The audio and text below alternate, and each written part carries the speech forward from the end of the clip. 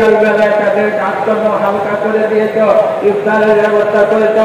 যারা নাকি কাজকর্ম হালকা করে দিয়েছ তাদের জন্য 3টি পুরস্কার।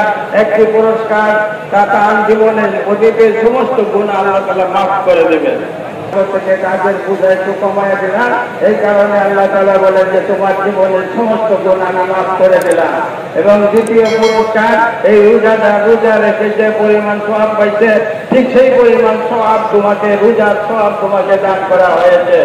3 নম্বর পুরস্কার, তোমাকে জাহান্নাম একটু কমিয়ে দিয়েছি আমরা, দিয়ে যে করেছি এক ভাই আরেক ভাইকে ইফতার করাচ্ছি।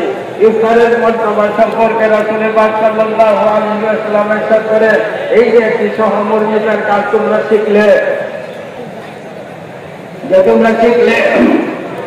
এক ভাই আরেক ভাইকে একটু সাহায্য করা, একটু আদর করা, যত্ন করা, একটু আদর যত্ন সহকারে 3টা পুরস্কার আল্লাহ পাক দান করেছেন।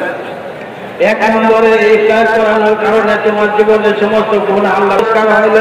এই রোজা রেখে যে পরিমাণ সওয়াব পেয়েছে তোমাকে ঠিক সেই পরিমাণ সওয়াব দেওয়া হবে। রোজা রাখছে তাকেও পূর্ণ সওয়াব দেওয়া হবে। আর যে নাকি ইফতার করাইছে তাকেও সেই রোজাদারে পূর্ণ সওয়াব দান করা হবে। 3 নম্বর পুরস্কার, তোমাদেরকে এই ইফতার করানোর কারণে জাহান্নাম থেকে মুক্তি। আলহামদুলিল্লাহ, বরকতময় দিনগুলো চলে গেছে। সেই দিনগুলোতে যে কাজগুলি আমরা করেছি, ইফতার করেছি, সাহাবায়ে কেরাম রাসূলকে জিজ্ঞাসা করেছেন, 1 মাস রোজা ফরজ করে দিয়েছিলেন। আলহামদুলিল্লাহ, আমরা পুরা একটি মাস 30 দিন, এবছর আমরা 30 দিন রোজা আদায় করতে পেরেছি। এই জন্য আল্লাহ তাবারাকা ওয়া তাআলার দরবারে শুকরিয়া আদায় করি, আলহামদুলিল্লাহ। আল্লাহ রাব্বুল আলামিন এই রোজা আমাদেরকে দান করেছিলেন যাতে আমরা দীর্ঘ 1 মাস সিয়াম সাধনার মাধ্যমে আমরা প্রত্যেক বালেগ নারী পুরুষ মুসলমান 1 মাস সিয়াম সাধনা করে আমরা আমাদের আত্মশুদ্ধি অর্জন করতে পারি, আমরা তাকওয়া অর্জন করতে পারি।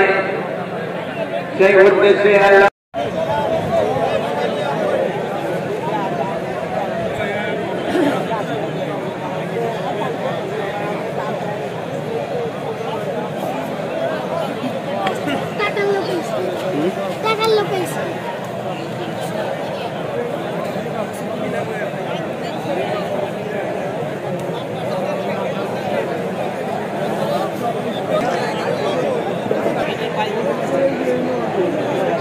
السلام عليكم ورحمة الله وبركاته. الله أكبر الله أكبر، لا إله إلا الله والله أكبر.